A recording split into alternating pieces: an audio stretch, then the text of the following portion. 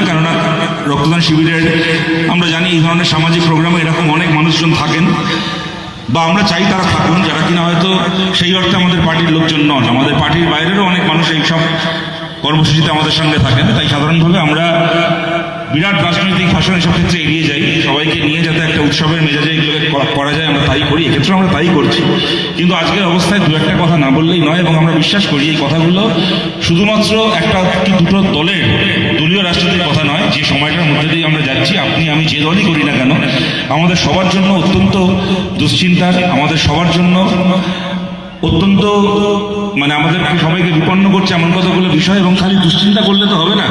আমরা বামপন্থী, আমরা কমিউনিস্ট, আমরা খালি কোনো বিপদের সামনে বসে বসে দুশ্চিন্তা করি না। সেই বিপদ থেকে আমরা বেরোবো কিভাবে, আমরা খারাপ দিনকে পার করে সুদিনে যাব কিভাবে, তার লড়াইও আমরা করি। সেই লড়াই যাতে আমরা করতে পারি একসঙ্গে, সেই প্রত্যয় আমার মধ্যেও আছে, আপনার মধ্যেও আছে, আমাদের সবার মধ্যে আছে।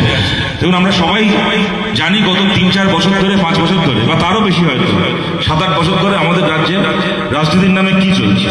একদিকে মমতা বন্দ্যোপাধ্যায় আছেন, উনি বলছেন যে ক্ষমতা এসছেন, সরকারের টাকায় উনি মন্দির তৈরি করবেন।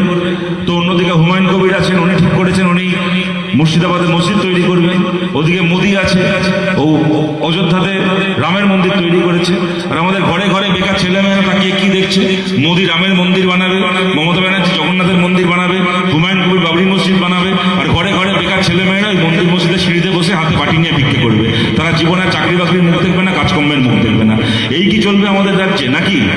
এই হিন্দু মুসলমান, গরুর মাংস শুয়োরের মাংস ধর্ম, এ মন্দির বানাবে, ও মসজিদ বানাবে, এইগুলোর বাইরে সত্যিকারের ভাত কাপড়ের রাজনীতি, মানুষের রুটি রুজির রাজনীতি, যে মানুষ কাজ করছেন তার মজুরির জন্য লড়াই, এই রাজনীতিতে বাংলা আবার ফিরবে।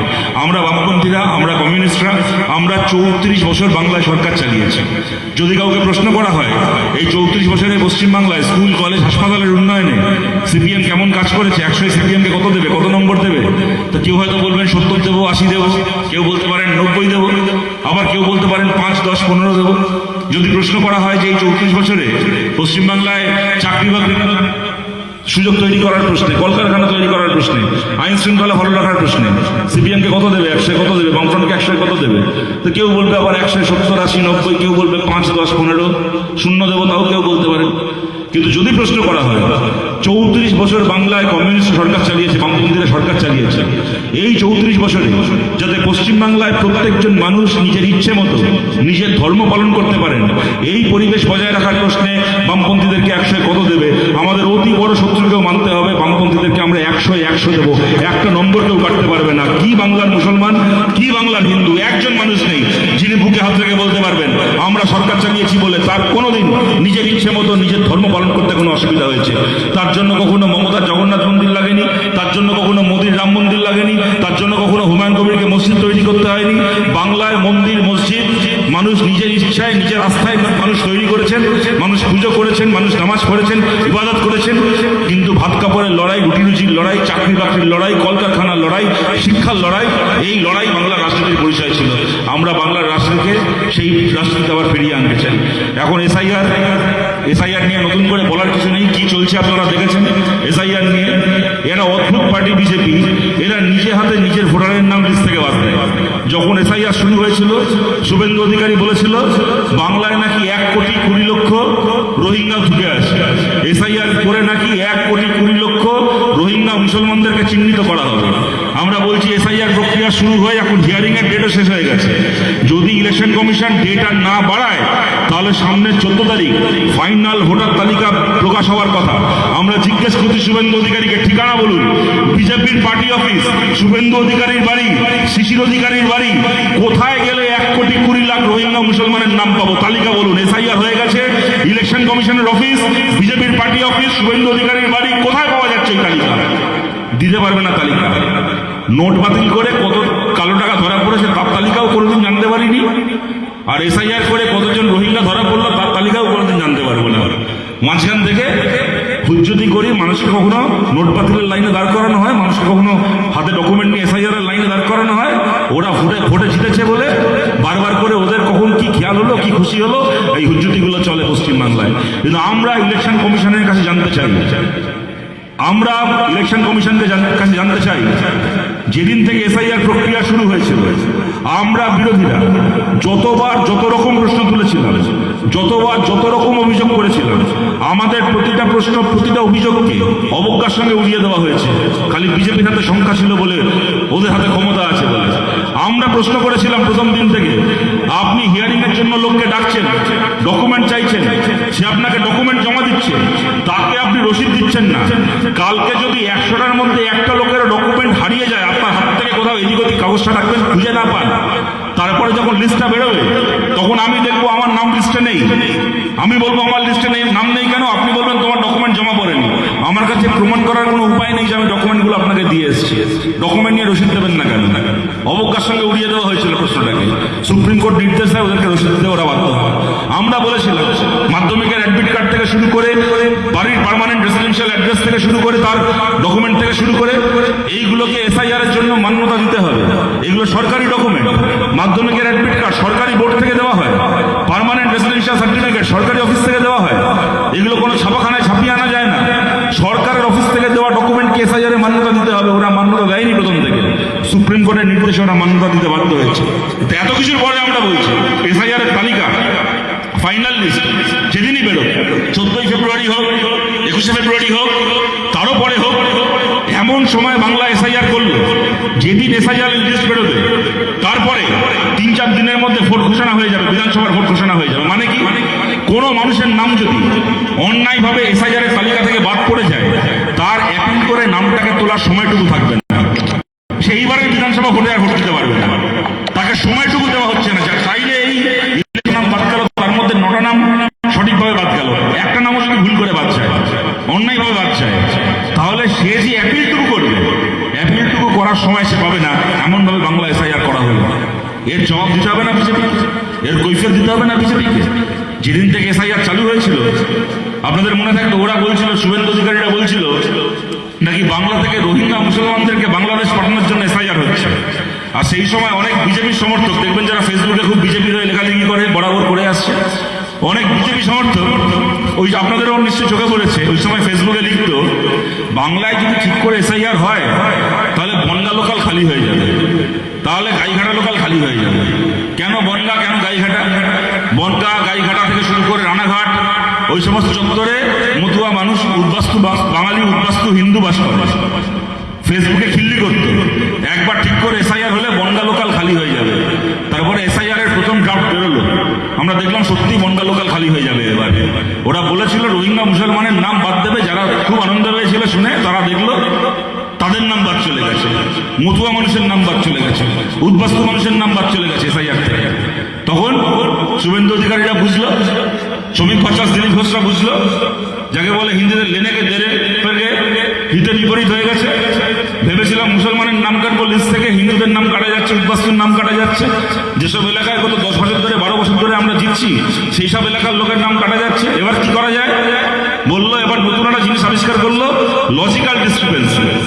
কোনো আইন নেই, কিছু না, বসে বসে বিএলও ঠিক করবে কার কার নামে তার সমস্যা আছে, কার কার নাম দেখে তার মনে সন্দেহ হচ্ছে, তার সন্দেহ হলো আপনাকে লজিক্যাল ডিসক্রিপেন্সির নামে আপনাকে হিয়ারিং এ ডেকে নেবে। লজিক্যাল ডিসক্রিপেন্সি মানে কি? বলছে 5টা বাচ্চা অব্দি ঠিক আছে, কারোর যদি 6টা সন্তান থেকে থাকে, যদি কারোর 6 জন সন্তান থেকে থাকে, তাহলে সে ঠিক হোক ভুল হোক, তাকে এসআইআর এর লাইনে ডাকবো, তাকে ডকুমেন্ট নিয়ে দাঁড়াতে হবে। যদি কারোর বাবা কেউ যদি দেখায় যে আমার বাবার 6 ছেলে মেয়ে, তাহলে 6 ভাই বোনকে এসআইআর এ যেতে হবে, লাইনে দাঁড়াতে হবে, ভেরিফিকেশনের লাইনে। আপনাদেরকে বলছি, যার যা সন্দেহ আছে আপনারা গুগল করে দেখে নিন, নরেন্দ্র মোদীর বাবার 6 ছেলে মেয়ে, মোদিরা 6 ভাই বোন। গুজরাটে এসআইআর হয়েছে, ইলেকশন কমিশনের বাপের ক্ষমতা রয়েছে, নরেন্দ্র মোদীকে ডেকে বলে এসআইআর এর লাইনে দাঁড়াও, লজিক্যাল ডিসক্রিপেন্সি, তোমার বাবার কেন 6 ছেলে মেয়ে, ডকুমেন্ট নিয়ে লাইনে আসো। মোদির জন্য একরকম নিয়ম, আর খেটে খাওয়া সাধারণ মানুষের জন্য একরকম নিয়ম। আবার লজিক্যাল ডিসক্রিপেন্সি খালি হয় না, লজিক্যাল ডিসক্রিপেন্সি খালি হয় না, তারপরে আবার করলো কি? তারপরে করেছে কি? ফর্ম 7 বিএলও, সরকারের বিএলও, ইলেকশন কমিশনের বিএলও। খালি সে নয়, আমার মনে হলো আমার পাড়ার ওই লোকটাকে একটুখানি হয়রানি করবো, আমি তার নামে ফর্ম 7 জমা দিয়ে দিলাম যে এই লোকটা মারা গেছে, আসলে বেঁচে নেই, মারা গেছে। আমার মনে হলো তন্ময়দাকে আমি একটুখানি এই সুযোগে একটুখানি হেনস্থা করবো। আমি ফর্ম 7 জমা দিয়ে দিলাম যে তন্ময় ভট্টাচার্য লোকটা আপনারা বলছেন বেঁচে আছে, আসলে মারা গেছে। আমি জমা দিয়ে দিলাম, অমনি ইলেকশন কমিশন ডেকে পাঠাবে, তন্ময়দাকে লাইনে গিয়ে দাঁড়াতে হবে। আমি লিখে দিলাম তন্ময় ভট্টাচার্য লোকটা ভারতীয় নয়, বাংলাদেশি কি পাকিস্তানি। আমি লিখে জমা দিয়ে দিলাম। ইলেকশন কমিশন কিছু বিচার করবে না, দেখবে না আমার এই কথার মধ্যে আদৌ কোনো বাস্তবতা আছে কিনা। তন্ময় ভট্টাচার্যকে নোটিশ পাঠিয়ে দেবে, এই শোনা গেছে তুমি নাকি বাংলাদেশি, লাইনে এসে প্রমাণ করে যাও তুমি ভারতীয়। এবং তারপরে বিজেপি কি করলো, এরকম একটা নিয়ম তৈরি করা হলো খালি যাতে বিজেপি পশ্চিমবাংলায় হিন্দু মুসলমান খেলা করতে পারে। প্রথমে এসআইআর করে হিন্দু এলাকায় নাম বাড়তেছিল, ওরা কি করলো, জবে থেকে হিয়ারিং শুরু করলো বিভিন্ন সংখ্যালঘু এলাকায় মুসলমান মানুষ বসবাস করেন যে এলাকাগুলোতে, ভোটার লিস্ট ধরে ধরে ফর্ম 7 জমা দিল বিজেপির লোকজন। ভোটার লিস্ট ধরে ধরে 1, 2, 3, 4 করে যেখানে মুসলমান নাম দেখছে, কোনো কারণ নেই অকারণে নামগুলোকে দিয়ে এ মৃত, ও বাংলাদেশি, ও পাকিস্তানি, এর 3 জায়গায় নাম আছে, যা যা মনে আসলো 1, 2, 3, 4 করে সংখ্যালঘু এলাকা ধরে ফর্ম 7 ফিল আপ করে জমা দিয়ে দিল। আর এক একটা সংখ্যালঘু মুসলমান বুথে যদি 700-800 ভোটার থেকে থাকে, দেখছি 550, 600, 650, 700 জন লোককে পর্যন্ত হিয়ারিং এ ডেকেছে। 800 জন ভোটার, তার মধ্যে 700 জনকে হিয়ারিং এ ডাকা হয়েছে। এই জিনিস হয়েছে। এবং হিয়ারিং এ যাওয়ার পরে দেখা যাচ্ছে কি, সব কটা ফলস অভিযোগ, সব কটা ফলস ফর্ম 7 জমা করেছে।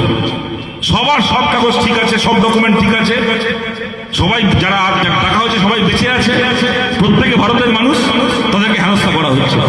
আমরা ইলেকশন কমিশনের কাছে জানতে চাই, আমি যদি অন্যায়ভাবে শুধুমাত্র ধর্মের রাজনীতি করব বলে অন্যায়ভাবে ফর্ম 7 জমা দিয়ে ইলেকশন কমিশনের কাছে মিথ্যে অভিযোগ করে থাকি 5 জন লোকের নামে, তাহলে আমার বিরুদ্ধে ইলেকশন কমিশন কেন এফআইআর করবে না, আমাকে কেন অ্যারেস্ট করা হবে না?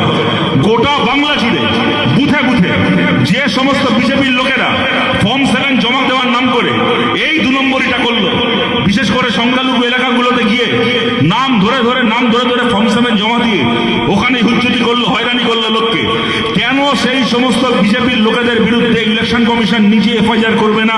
কেন তাদেরকে গ্রেপ্তার করা হবে না? কিন্তু এই ধরনের বিচার আমরা কার কাছে চাইব?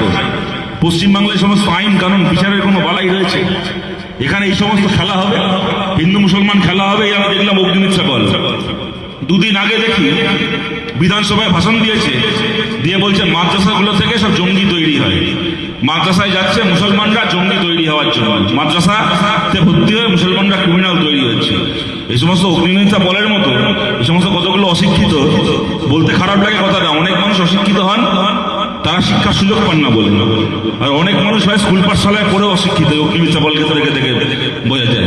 এই অগ্নিমিত্রা বলের ধারণা কেউ মাদ্রাসায় ভর্তি হলে সে জঙ্গি তৈরি হয়। অগ্নিমিত্রা বল জানে এই মাদ্রাসা থেকে গুরু নানক তৈরি হয়েছিলেন। অগ্নিমিত্রা বল জানে এই মাদ্রাসা থেকে গুরুচাঁদ ঠাকুর তৈরি হয়েছিলেন। মতুয়া ধর্মের, মতুয়া আন্দোলনের ঈশ্বর গুরুচাঁদ ঠাকুর। কে ছিলেন গুরুচাঁদ ঠাকুর? হরিচাঁদ ঠাকুরের সন্তান। তিনি তথাকথিত নিচু জাতে জন্মেছেন, তথাকথিত অন্তজ শ্রেণীর মানুষ। ব্রাহ্মণ্যবাদীরা ঠিক করেছে তুই নিচু জাত, তুই স্কুলে পড়বি না, পাঠশালা তোর জন্য নয়। খালি ব্রাহ্মণের ছেলে মেয়েরা, খালি কায়স্থর ছেলে মেয়েরা স্কুল পাঠশালায় পড়বে, আর যে চামার চন্ডাল মুচি মেথর ডোম তার সন্তান স্কুল পাঠশালায় পড়বে না। হরিচাঁদ ঠাকুরের সন্তান গুরুচাঁদ ঠাকুর কোনো স্কুলে ভর্তি হতে পারেনি। তখন হরিচাঁদ ঠাকুর তার সন্তানকে, গুরুচাঁদ ঠাকুরকে নিয়ে গিয়ে মাদ্রাসায় ভর্তি করেছিলেন। মাদ্রাসায় পড়াশুনো করে গুরুচাঁদ ঠাকুর এই এশিয়ার সর্বকালের একজন শ্রেষ্ঠ মহামানব তৈরি হয়েছিল। এই সমস্ত অগ্নিমিত্রা বলরা এই সমস্ত জানবে না, স্বাভাবিক কথা। কিন্তু আপনাদেরকে এই কথাটা এই কারণে বলছি, যদি বিজেপি বিধানসভার ভিতর দাঁড়িয়ে মাদ্রাসাকে নিয়ে রাজনীতি করে, তাহলে তৃণমূল কংগ্রেস সরকারে বসে মাদ্রাসা নিয়ে কি রাজনীতি করছে? আমাদের সরকারের সময় একটা দপ্তর ছিল মাদ্রাসা শিক্ষা দপ্তর।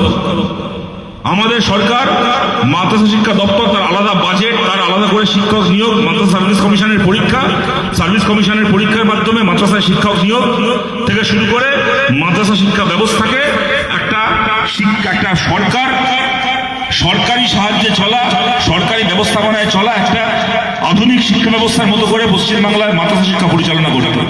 মমতা ব্যানার্জি এসে কি করলেন? সরকারে আসার আগে বলেছিলেন যে আমি 10,000 নতুন মাদ্রাসা তৈরি করব। সরকারে এসে সবার আগে মাদ্রাসা শিক্ষা দপ্তরটাকে তুলে দিলেন। তারপরে কি করলেন? বলেছিলেন 10,000 মাদ্রাসা তৈরি করবেন।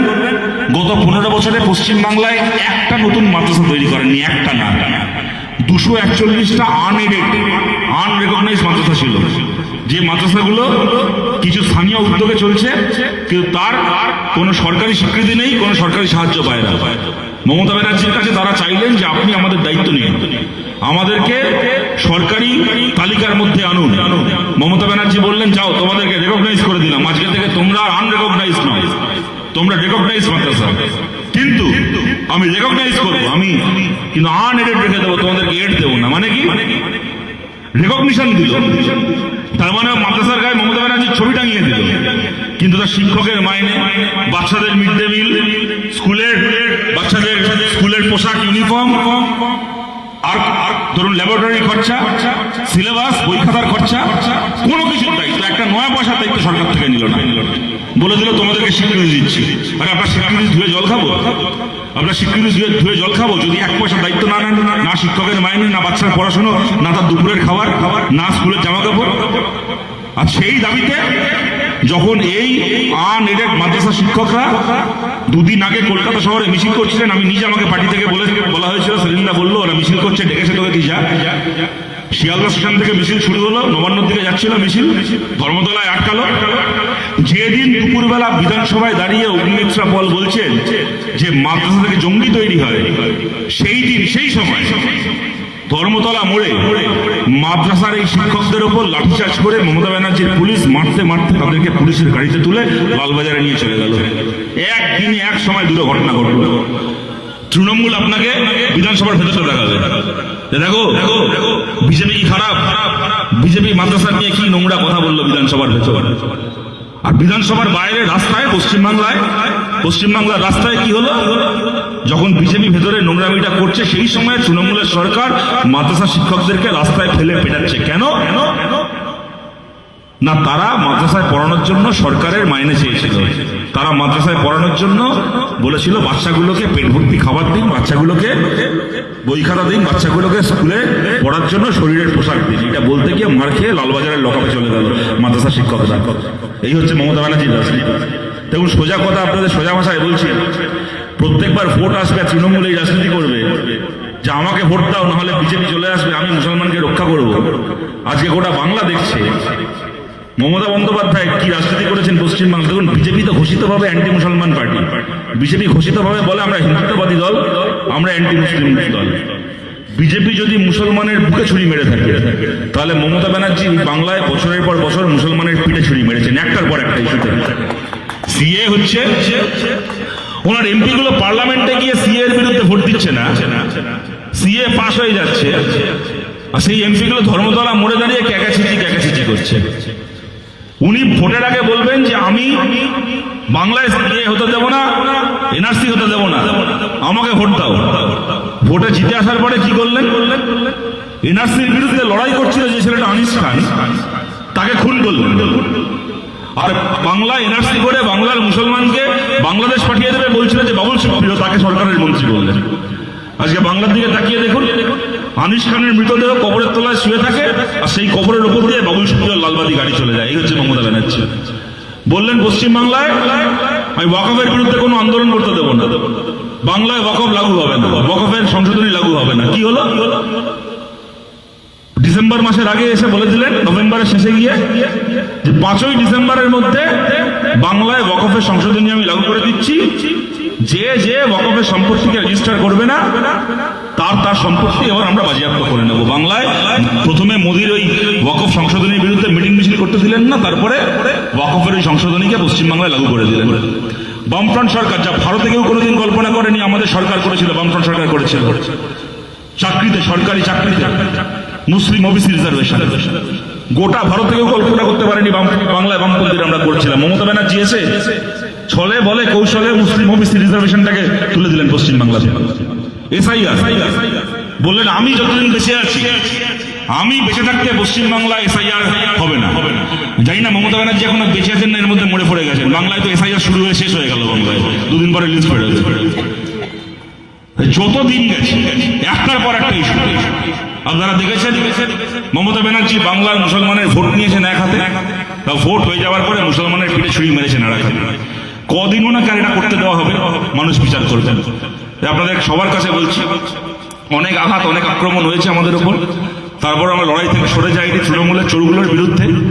যেখানে যেখানে যেভাবে রুখে দাঁড়ানোর আমরা রুখে দাঁড়িয়েছি। এই যে এখানে তৃণমূলের নেতা কিসা সর্দার, তার ছেলে নাকি নাজিবুল্লাহ সর্দার, বাবা তৃণমূলের নেতা, ঘুরপথে চুরির চাকরি পেয়েছিল, ভেবেছিল বাবা তৃণমূলের নেতা, দিদি রাজ্যের মুখ্যমন্ত্রী, কি আমার কি করবে, লাথি মেরে বার করেছে চুরির চাকরি থেকে।